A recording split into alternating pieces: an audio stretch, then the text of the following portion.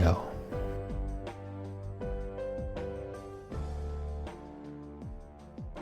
Yo.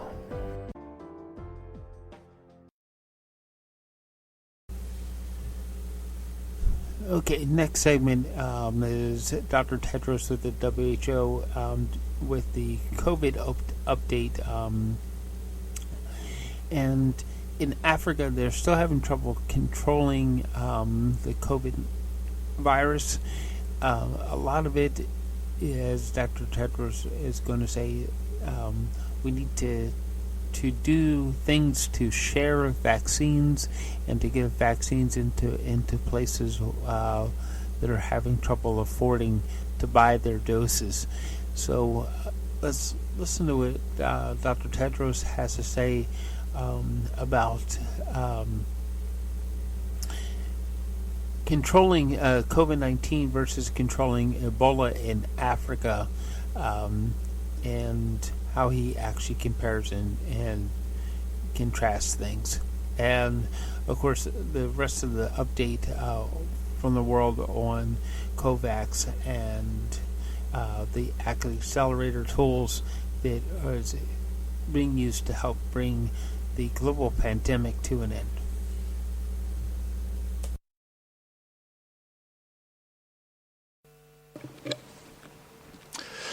Hello everyone, it's June 18th. My name is Tarik Esharevich and I welcome you to this regular COVID-19. My name is Tarik Esharevich and I welcome headquarters here in Geneva, Switzerland. We have a number of speakers today that I will introduce shortly. We have a number of speakers today that I will introduce. Has simultaneous interpretation in 6 UN languages, plus Portuguese and plus Hindi. Journalists who are online will click on icon raise the hand and can ask questions in 6 UN languages and Portuguese today.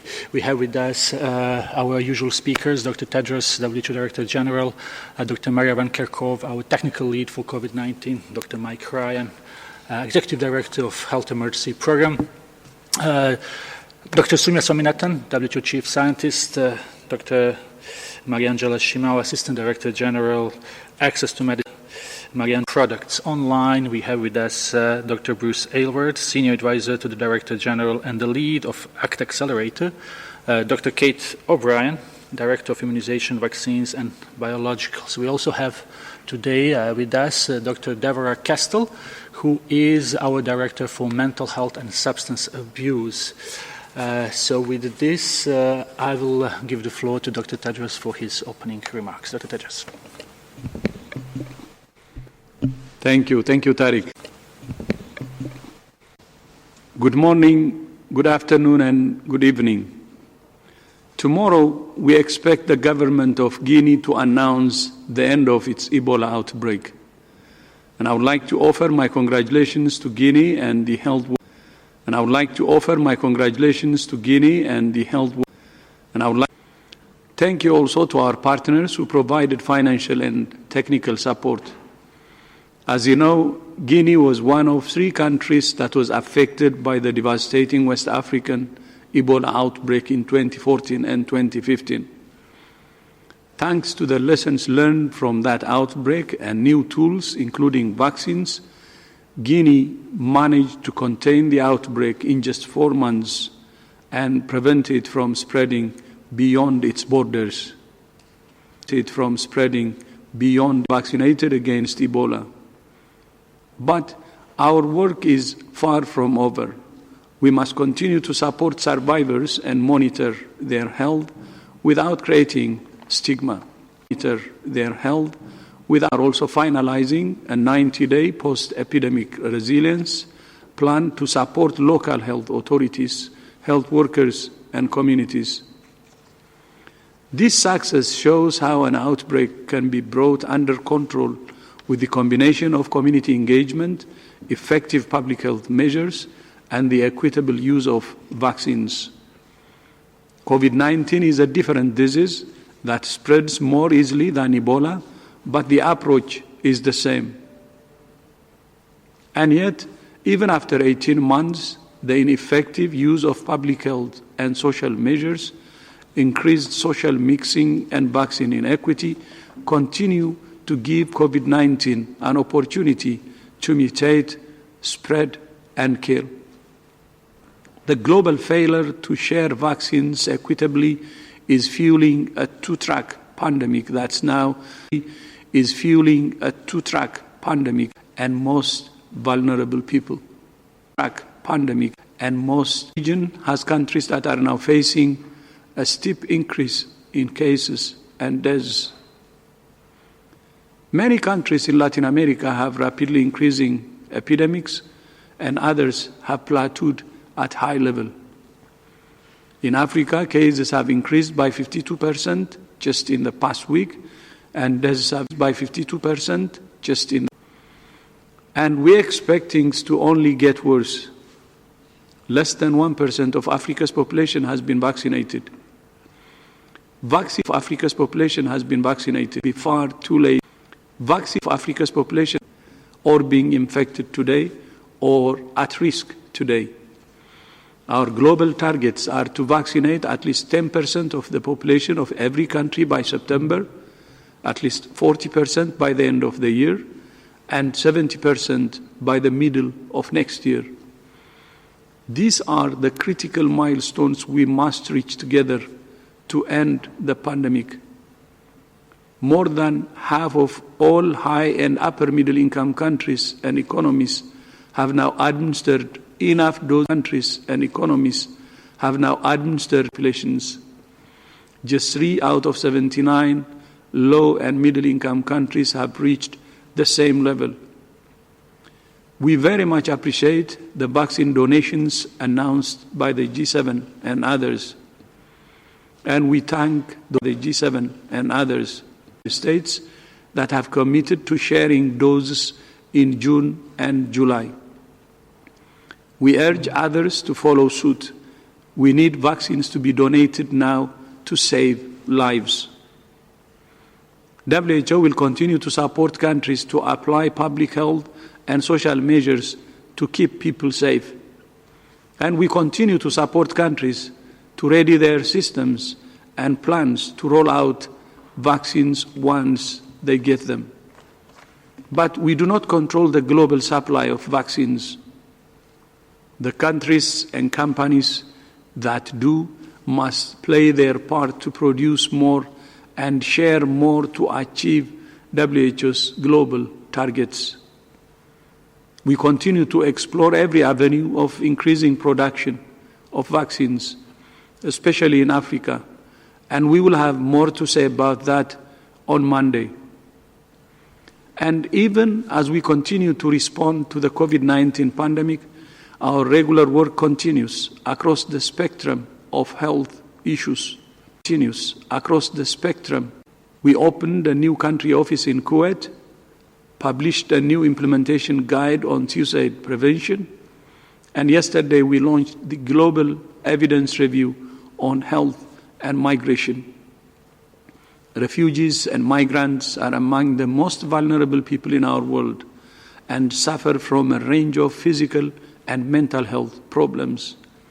And yet, data on the health of refugees and migrants is scarce and needs to be improved to support the best policy decisions. WHO's new Global Evidence Review on Health and Migration will set evidence-informed norms and standards to address data gaps and support global guidance and strategies on improving the health of refugees and migrants. It's another way WHO is working to fulfill its mission to promote health, keep the world safe, and serve the vulnerable. Tariq, back to you. Thank you, Dr. Tedros, for these opening remarks. We will now open the floor to questions, and we will start with Corinne Gretler from Bloomberg. Corinne, please unmute yourself. And Gretler from Bloomberg. Corinne. Hi, thanks for taking my question. My question's for Bruce. I just wanted to ask, since we're talking about vaccine donations next year would be too late, and not many have dedicated donations June and July. So Are you aware of any nations, cities, or towns that have been forced to halt vaccination rollouts, but also maybe, setting aside second doses for healthcare workers and others? Thank you, Corinne. Dr. Aylward? Yeah, thank you very much, Karen, because this is a crucially important point that you've raised. What I'd like to suggest is that Kate O'Brien, who we have with us for the first part of the call, may be able to join in on this point.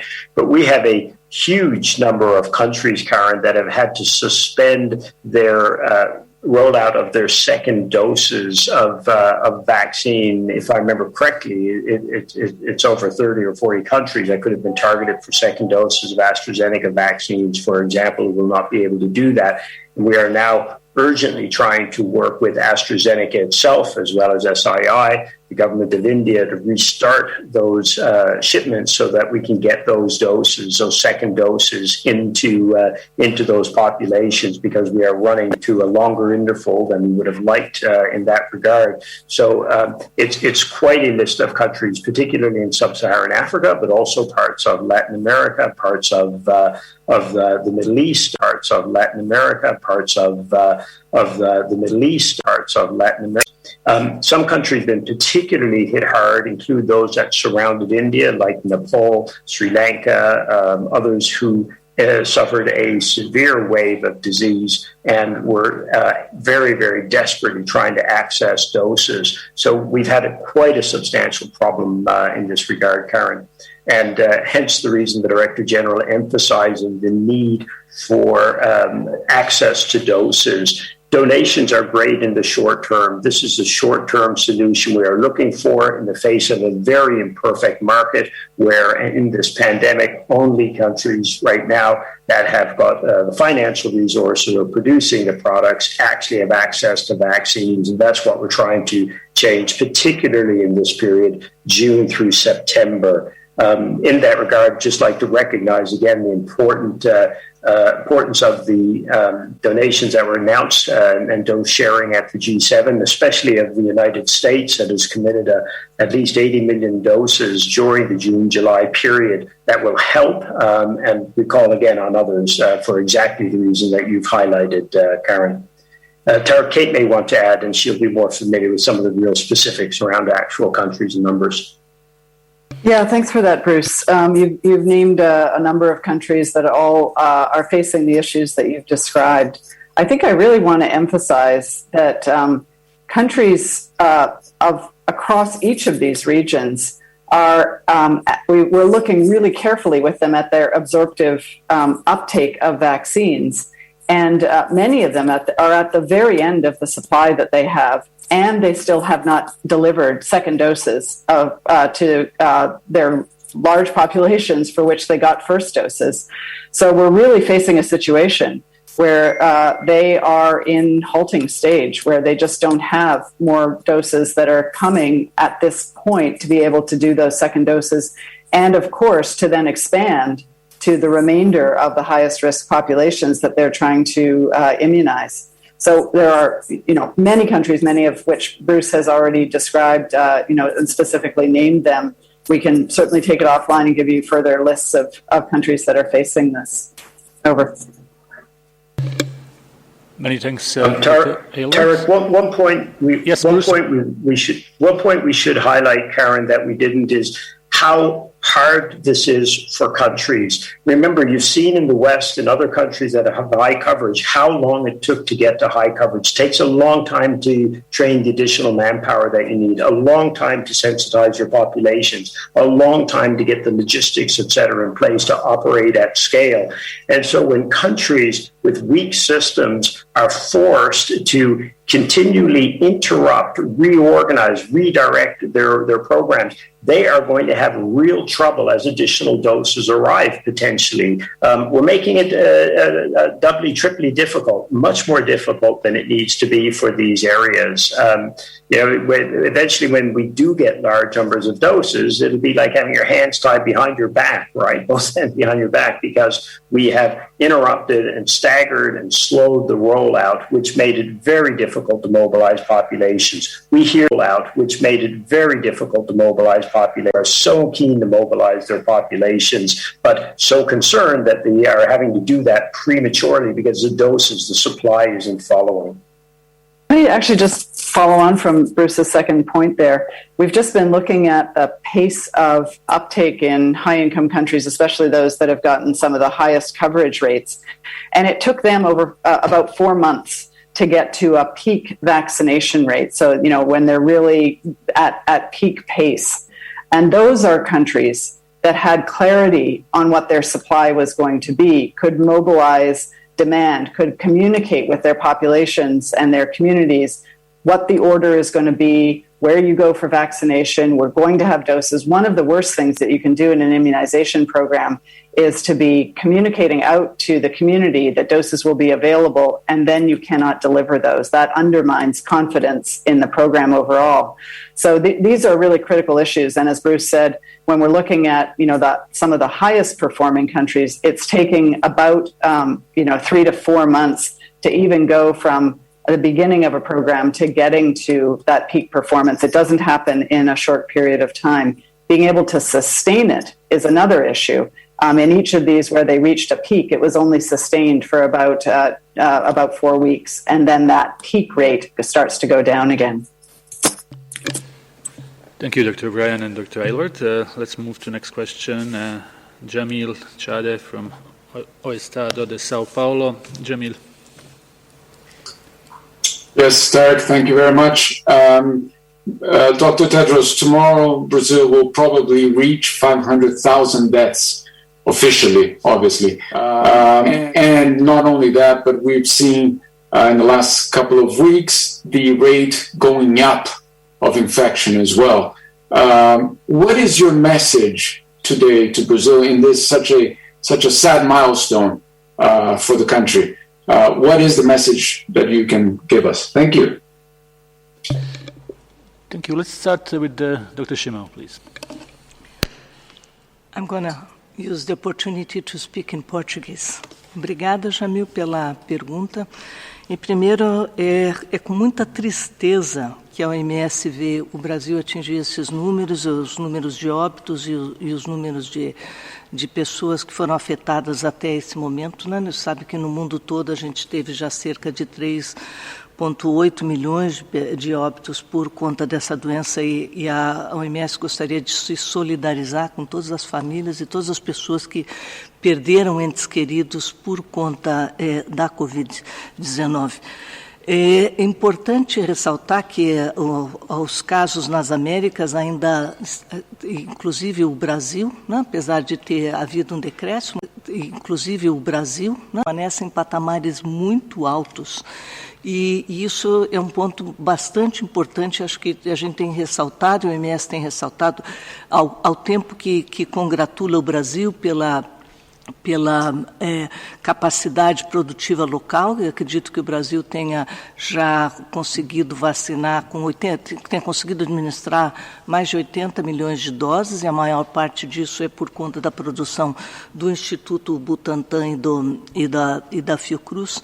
Ainda há uma grande necessidade de implementar mais fortemente, de reforçar os usos das medidas que a gente chama das medidas preventivas de saúde pública, né? E que essas medidas são bastante conhecidas. Eu sei que há uma controvérsia recente no Brasil sobre o uso consistente de máscara. Essa continua sendo uma orientação da Organização Mundial da Saúde, o uso de máscara de forma consistente, onde não há possibilidade de distanciamento social, ou a higienização das mãos, etiqueta respiratória, ambientes ventilados e evitar aglomerações. Essas continuam sendo centrais, ao lado do aumento da cobertura vacinal, que está se fazendo gradativamente. Importante ressaltar que essa pandemia não terminou, que continua tendo pressão no sistema de saúde por conta da transmissão comunitária muito alta, e que todos os esforços que estão sendo envidados para aumentar a cobertura vacinal, elas tem que ser feitos em conjunto com o reforço das medidas de saúde pública. Acho que também a gente vê com muito bons olhos também as iniciativas do Ministério da Saúde para diversificar as plataformas de vacina que estão disponíveis. Eu pararia por aqui e ver se algum colega quer reforçar.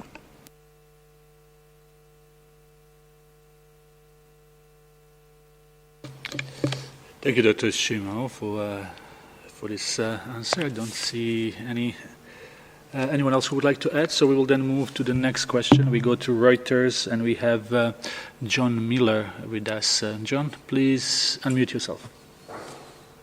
Thank you for taking my question. Obviously, yesterday we had some preliminary clinical data from CureVac, 47% for its vaccine. I'm wondering if the scientists could try to put that in perspective, given that the WHO has given some percentages that it would like to see for the vaccines, and what it would see as acceptable at this point, and how that CureVac figure might fit into that. Thanks. Thank you, John. We will start with Dr. Swaminathan. Thank you for that question, John.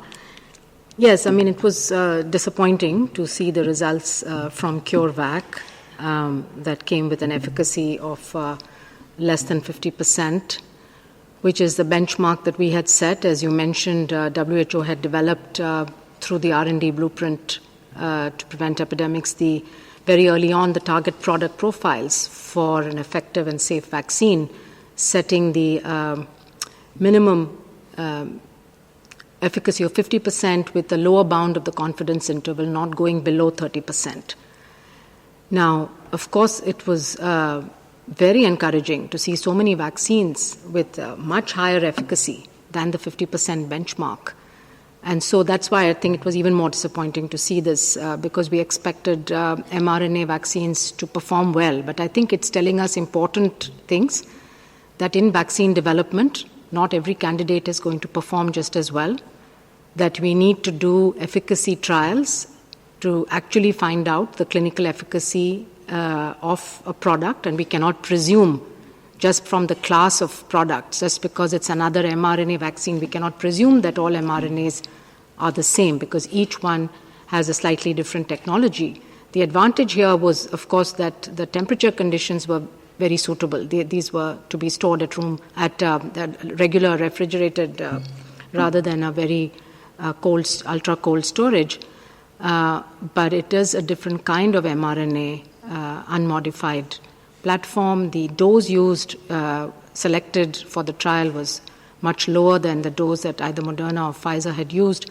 So I think we need to go much more in-depth, which I'm sure the scientists at the company are doing, to look into the reasons why this could be so, because it will inform further vaccine development.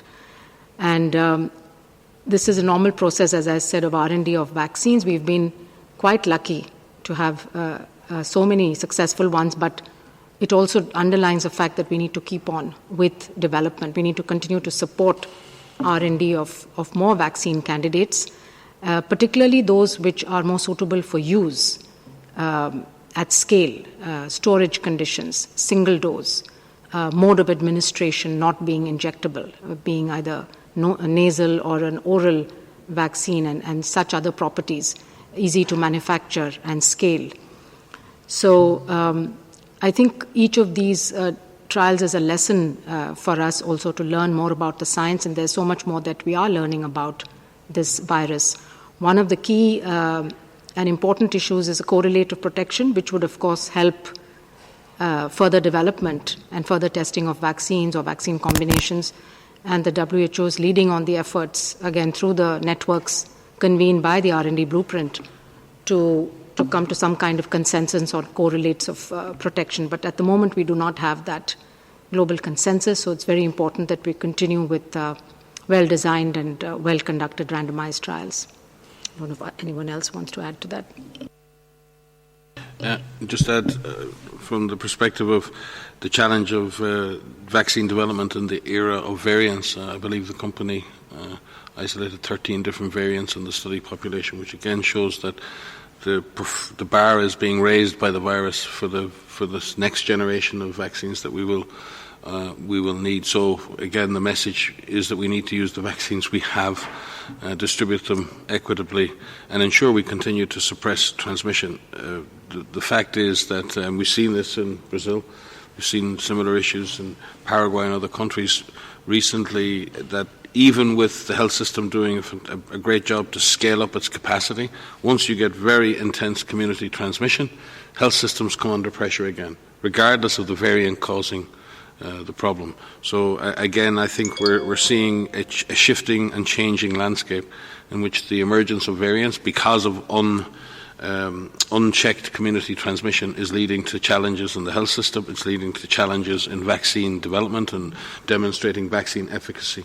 So we need to move more quickly than we're moving right now in terms of both suppressing transmission and in distributing the benefits of vaccines everywhere. Thanks. I also want to come in on this because I do want to highlight two things. One is just the remarkable achievement that we've reached where we actually have so many safe and effective vaccines. I think we now take this for granted that we have these vaccines that are just available, and some are fortunate to be able to receive their doses. And that is because of decades worth of collaboration and investment in different platforms through the R&D blueprint for epidemics, the work on MERS, the work on SARS, really has advanced our ability to create these vaccines, safe and effective vaccines so quickly. But it does show the vulnerability that we have in this. But I have to come in on the public health and social measures. We have an amazing tool in vaccines and vaccinations, but we also have amazing tools in terms of individual level measures, in terms of societal level measures that can be tailored, that can be adjusted, that can be used intelligently. I'm not talking about lockdown. I'm talking about the use of a mask. I'm talking about physical distancing. I'm talking about improving ventilation. I'm talking about avoiding crowded spaces, making our workplaces safer, knowing what our risk is every day and taking measures to lower that risk. That has to receive the same amount of attention right now as vaccines and vaccination. And I will sit up here and be a broken record and continue to do so because we have tools that save lives right now. And unfortunately, we don't yet have the vaccines in the right places to protect people's lives. These vaccines are against severe disease and death, and they are highly effective against severe disease and death. That's what they are intended for, and that's what they need to be used for. This is what COVAX and WHO and all of our partners are advocating for, that these vaccines reach those who are most at risk for severe disease and who are most at risk because of their exposure, because they're caring for people who are sick, our frontline workers. So again, this is about the do it all in the sense that use the tools that we have.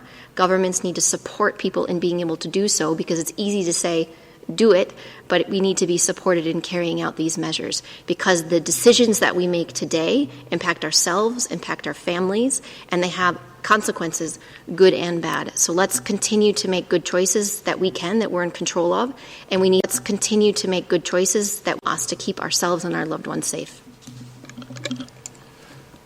Thank you all. Next question, Gabriela Sotomayor, Progreso, Mexico. Gabriela. Thank you. Thank you very much, Tarek, for taking my question. Mexico cases and deaths have dropped dramatically in the last 5 months. Since late December to date, the government of Mexico City and the Mexican Institute of Social Security have had the strategy that each person who tests positive for the virus is given a kit with ivermectin for the patient and their family. In Mexico, the most populous city in the country, a study was carried out with 200,000 people, and it indicates that the use of ivermectin reduced the need of hospitalization by 76%. So I spoke with some specialists, and they say that the drop in cases and deaths cannot be attributed to the vaccine because only 20% of the population has been vaccinated. So my question is, what are your comments on this? Are you analyzing what is happening in Mexico in relation with the use of our ivermectin? So thanks. So I could perhaps start, and others may want to come in because, Gabriela, thanks very much for your question. it's likely a combination of factors of why you're seeing transmission being reduced across Mexico. And it is indeed a very good sign that transmission is across Mexico. And it is indeed a very good sign over the past several months. I'm looking at the epi curve in front of me. And so it's probably a combination of factors that are associated with that, individual level measures that I just mentioned as well as others. With regards to ivermectin, our recommendation is for the use of ivermectin in clinical trials. Our clinical management team, led by Dr. Janet Diaz, and collaborators around the world, are constantly looking at all of the studies that are evaluating ivermectin. There are meta-analyses that are being conducted that are adding more studies as those studies' results become available, and as they are being updated regularly. And then once that meta-analysis is updated, then they will look at the recommendations again and decide if any recommendations need to be changed. That's a process that we have for all of the therapeutics that are being evaluated out there. It's the consolidation of evidence from all of the different small and large trials, putting together in a meta-analysis, conducting a robust, transparent, comprehensive review, and then looking at the recommendations to see what our guideline development group can and cannot, should and should not recommend. So that process is underway, and that will be updated soon.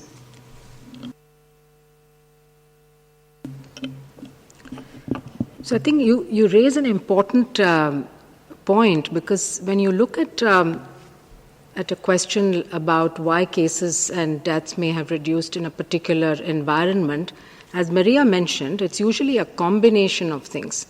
It's never the one intervention. So the vaccines, yes, the vaccines are protecting at first the high-risk groups, so the elderly and the frontline workers and the health workers, and that certainly has an impact on protecting the group that's been vaccinated, in which the deaths an impact on protecting the group that's proportionally are higher among the elderly. So if you've got that group covered, your deaths proportionally are higher among the elderly. So if you've got that group covered, got all the public health measures that one puts in place. And we've noticed in country after country that's had a peak and that's been able to bring it down, they've done it through a good, comprehensive set of public health interventions without ivermectin necessarily. And this, we can name a large number of countries where exactly the same has happened. So this is why, just an ecological observation, early on last year we saw similar associations being made with BCG vaccination, with hydroxychloroquine, being made with to consideration the other factors. So I think it's really important to undertake properly designed studies, and we must have an open mind, and the WHO certainly has an open mind to look at each and every intervention that could be beneficial. So there are trials going on looking at BCG to see if BCG can reduce deaths or prevent infections due to COVID, due to its non-specific effect on the innate immune system. We had a number of trials that looked at hydroxychloroquine as well as at other antiviral drugs. And there are, unfortunately, not very high-quality trials yet conducted on the role of ivermectin, either in prevention or in the treatment of disease. And this is what our guideline development group pointed out when they looked at the meta-analyses, that the studies were all of very poor or low quality. And therefore, what is needed is more evidence. So observational studies sometimes give you hints about something that could be happening, especially when you're looking at the population level where there are so many interventions going on. But what you then need are well-designed studies to prove those hypotheses. And so we encourage more research on any of these, and the jury is still out on this. Many thanks, Dr. Swaminathan, Dr. Van Kerkhove. Now we will go to Health Policy Watch Africa, and we have Kerry Cullinan with us. Kerry, please unmute yourself and ask the question. Thank you very much.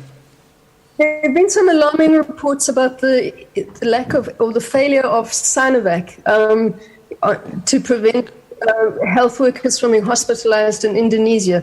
And it seems like it has very limited efficacy against the Delta variant in particular. Could WHO comment on this, and also what would be your advice to countries that are using Sinovac only? Thank you.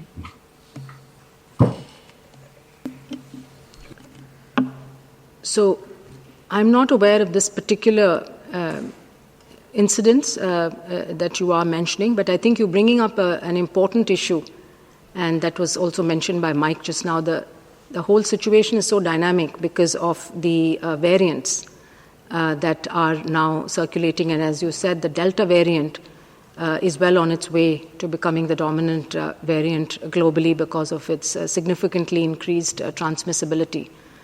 We need more data, again, from well-designed, efficacy of the different vaccines that are in use in different countries against the different variants. So what this means is that there has to be in place a study that uses a good design. It could be a randomized trial, or if not, it could be during the rollout of a vaccine in a country. We have designs like a test-negative design, for example, and others that the WHO has actually compiled and provided on its website, different study designs that can be used to see what happens when people have 1 dose of the vaccine, 2 doses of the vaccine, how many are getting infected, and of those infected, how many are ending up hospitalized and getting seriously ill.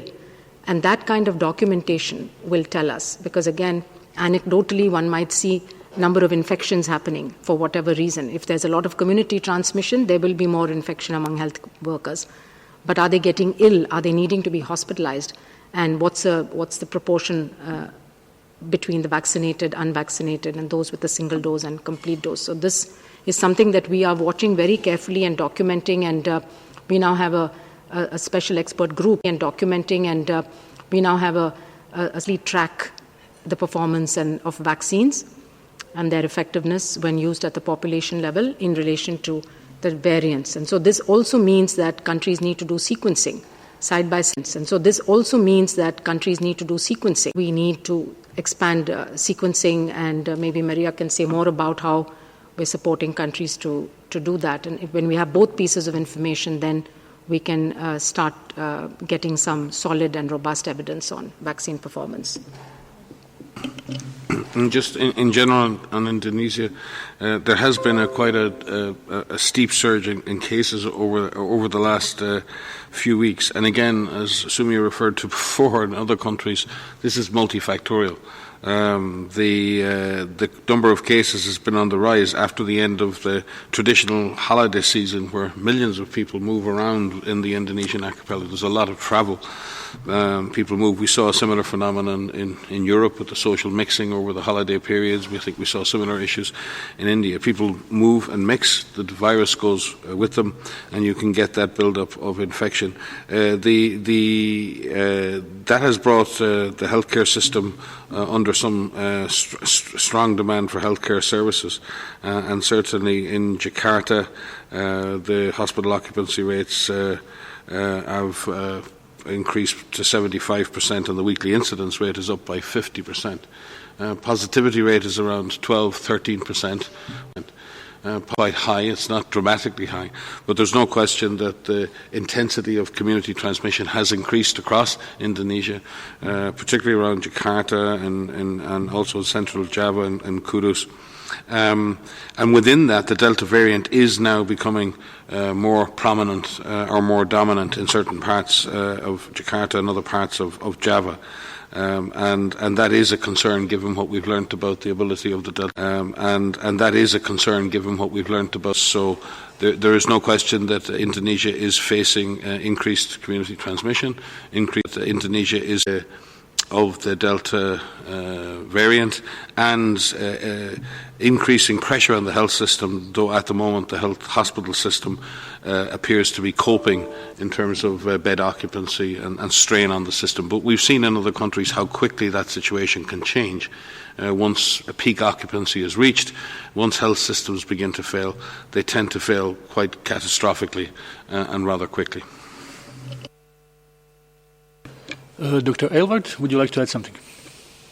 Yeah, I just want to reinforce the importance of the point that Sonia made. Kari, when you asked the question about the alarming you said the alarming reports of the failure of Sinovac in Indonesia. I think we want to be very clear that there are reports of people who receive Sinovac actually got the disease, the healthcare workers, but that does not mean failure of the vaccine, because as you know, vaccines are not going to protect everybody who receives them. And the Sinovac vaccine, the efficacy estimate is between 50 and 76%, or in that range, as you know. So it's not unexpected in areas where everyone gets a vaccine as we get intense transmission. There will be some cases in people who get intense transmission. They're ready to say whether or not a vaccine is performing the way of transmission. They're ready to say whether that the rate of hospitalizations among healthcare workers overall has gone down. And even though a number of healthcare workers in this particular area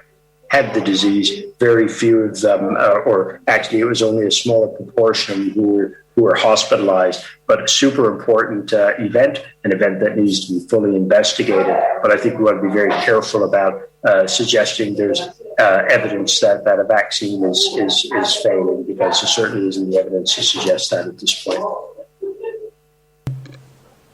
Many thanks, Dr. Hilbert. So let's go to Agence France Presse, Christopher Wacht. Christopher?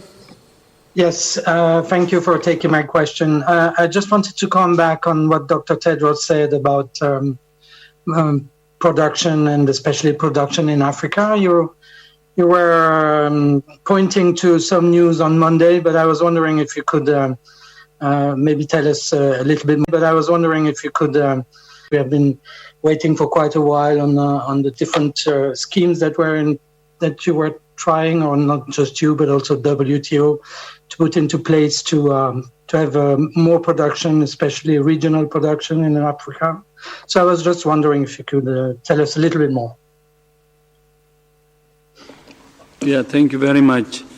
We're working with some countries who are making concrete steps, and I would appreciate it if you can, have the patience. And it will also be probably a surprise for you on Monday. I would, prefer to keep it for Monday, and then you will have all the information. Keep it for Monday, and then you will have a country that's keep it for concrete steps, as I said earlier. And also, hopefully, we will bring a northern partner also. This is a north-south partnership. And hope you will get everything from the horse's mouth from them. Thank you. Thank you, Dr. Tedros. I think next question is also about Africa. We have it as Georgi Alhaji from Premier Continent. Georgi, you have the floor. Hello, Georgi, do you hear us? Allô? Oui. Oui, vous m'entendez? Oui, très bien. Tu peux y aller. Ah bon, d'accord. Gorguindoy pour le soleil de Dakar et continent premier. Gindoy pour le soleil. À l'attention du directeur général, M. Tedros, ces derniers jours, vos services en Afrique, notamment à Brazzaville, ont annoncé qu'il y a une résurgence des cas en Afrique et qu'aujourd'hui, nous serions entrés dans une troisième phase. Comment vous expliquez-vous cela? Est-ce que les pays africains qui jusqu'à présent étaient moins touchés se sont relâchés? Ça, c'est la première question par rapport à ça. La deuxième, c'est par rapport aussi aux vaccins. On voit que effectivement, beaucoup de pays sont en train de consommer les vaccins qu'ils reçoivent, la question de l'AstraZeneca, est-ce que la confiance va revenir? Je vous remercie. Yeah, thanks very much. I'll start, and I'm sure others will want to come in on this. So let me first start with the first part of your question around the situation in Africa. And Africa is a very diverse continent with many countries and many populations. And so we don't want to overgeneralize an entire continent, a situation on an entire continent. But there certainly are a number of countries across Africa that are seeing increasing are a number of country increases in cases that are seeing increasing a lot. And you said that Africa was largely spared in the beginning, but indeed many countries across the continent have had severe outbreaks, have brought outbreaks under control through this combination of factors, this comprehensive strategy. Seroprevalence studies across the continent have actually shown us that a proportion of the population has been infected. Seroprevalence rates of between 10, 20, 30%. Indicating that there is unrecognized cases that have occurred on the continent.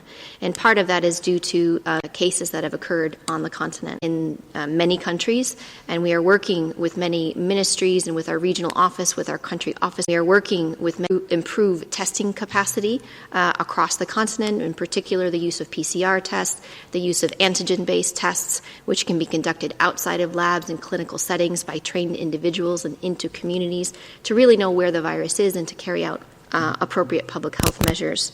But there are a number of increases in countries right now, seeing a third peak or a third wave, as you put it. And a number of countries are reaching or passing their capacities for ICU. They are reaching or passing their capacities for O2 that they have right now, and the supplies to be able to use medical oxygen for patients who so critically need it. In a number of countries, we're seeing the test positivity rate exceeding 10, 20, 30%. And so we know that there are situations where cases are increasing. We also have variants of concern that are circulating in many parts of Africa. Our ability to know where these variants of concern are circulating is limited by our ability to conduct genetic sequencing, and we're working with our African Regional Office and Africa CDC and we're working with sequencing capacity across the entire region so that we know where these variants are circulating. But indeed, it is a worrying situation. And remember, in parts of Africa, we're in our winter months.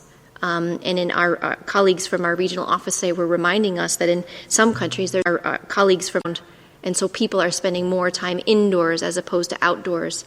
And we need to ensure when that happens we have good ventilation indoors, that masks are worn, that masks are provided, that they are worn appropriately over the nose and the mouth, they have the right filtration, that our hands are clean so that when we put on and we take off that mask that we're not inadvertently infecting ourselves, that we clean our hands. We use all of those measures. But 18 months into a pandemic, it's incredibly difficult to sustain these measures. And this is why vaccination and vaccines reaching those most at risk, particularly across the continent, is critical. And it's now that we need these because people are dying now. So we are working through our regional offices and our country offices to provide the best support that we can and providing the supplies, ensuring that our health workers are protected, are cared for, are operating in safe working environments, that oxygen and the related supplies, medical oxygen and the related supplies are reaching those most in need, that the dexamethasone is reaching those who are most in need, used for the right patients who are severe and critical at the right doses and for the right amount of time. So it's a combination of factors that are necessary to be able to support. So it's a combination of factors, indeed, seeing some quite worrying signs of increasing transmission. Yeah, and may I just add that it's when you look, and any of you can look on our website and see the numbers. When you see the absolute numbers, it doesn't appear that our African region is in necessarily bad shape. It's only in the last week represents just over 5% of global cases and over 2.2% of global deaths. But given what Maria said about underdiagnosis on the continent, it's trajectory that's very, very concerning. And in the last week, we've seen over 100. That's very, very concerning. And in Sierra Leone and Liberia, in Rwanda and Zambia and Zimbabwe, concerning. And in Sierra Leone and Liberia, Congo and South Sudan, we've seen between 50 and 100% increase in cases in places like Mozambique, in Cote d'Ivoire. So this phenomenon, and in South Africa, and in Uganda, and in many of these countries. So this is a phenomenon occurring across the continent. As Maria said, the factors driving it may be seasonal in the southern Africa. There may be other factors driving it elsewhere. But the brutal reality is that in an era of multiple variants, with increased transmissibility, potentially increased impact, we have left vast swathes of the population and the vulnerable population in Africa unprotected by vaccines in a context where health systems are already weak. That's the reality. And this is the consequence of the current unfair distribution of vaccines. If we had been distributing vaccines fairly and equitably, we may by now have protected those people most vulnerable on the African continent, and we simply have not done that.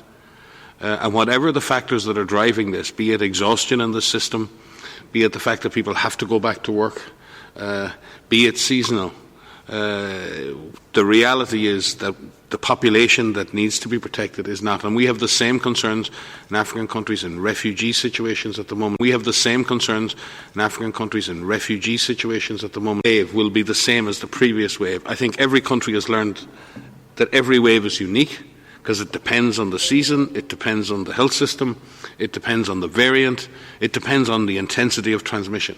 So how the virus epidemic manifests itself on each wave has been different in every manifests itself. So to assume each wave has been different in every manifests itself, small passing shower and will not be a storm, I think is very, very premature. And I think we have to really take what's happening on the African continent very, very seriously. Our African Regional Office, led by Chidi Moeti, Dr. Tedros, and others have constantly spoken about and we're going to pay a heavy price for that inequity in the coming weeks and months.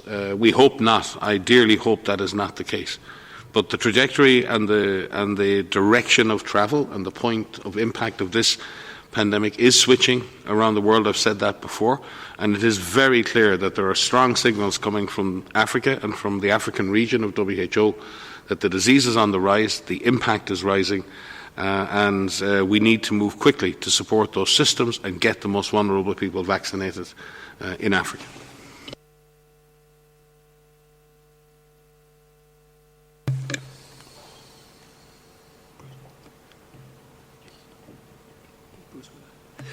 Thank you very much. I see that Dr. Aylward would like to add something to this question. Dr. Aylward. Thank you very much, Tara. It was on the specific question that was asked about one specific vaccine. You asked about one specific vaccine. There's often questions and hesitancy about vaccines in general or classes of vaccine and sometimes specific vaccines. And that's the reason that there's 2 or 3 key things that are being done to try and address that with the rollout of the vaccines, because all of the vaccines that we recommend that WHO has given emergency use listing to, we've looked at very carefully and can speak to their safety, efficacy, quality assurance, and their programmatic utility. So the key things we're trying to do is get the accurate information out there so that people are making evidence and accurate-based personal decisions as well as population-level decisions. The second thing that we're working toward is ensure that they're getting the information from the right channels through leaders, local leaders, other leaders, religious leaders that they know and they respect and they trust to provide that information. And of course, this comes back to the role of the press, which is just so important in helping ensure there is accurate information about these vaccines, because all of these products, the benefits far outseed the risks, given the gravity of this disease and the waves of disease that we're seeing. And we're going to need a concentrated approach to help ensure people understand those realities and get themselves protected as rapidly and quickly as possible. But to the point Mike makes, it as rapidly and quickly as possible. And again, the big problem now is not hesitancy anywhere in Africa, many of the places we serve through COVAX, it's lack of vaccine. You can't hesitate to take something that's not available. Let's get the vaccines out there, get them available to people to help get the coverage rates up. That's the crucial thing at this point. Thank you very much, Dr. Aylward. And with this, we will conclude this press briefing.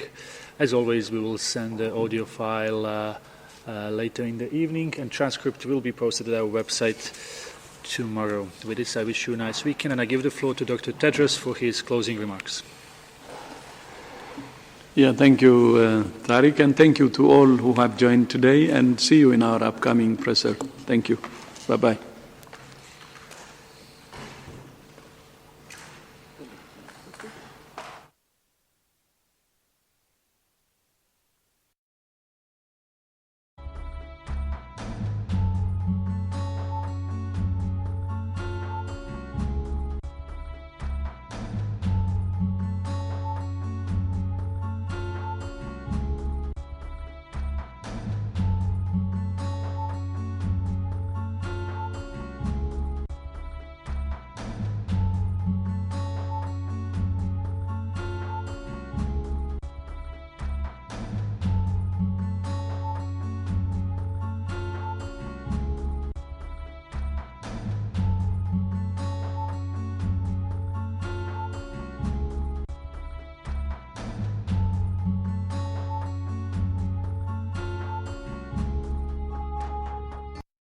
For more information.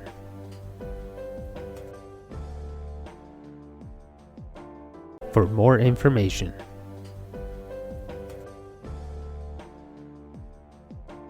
For more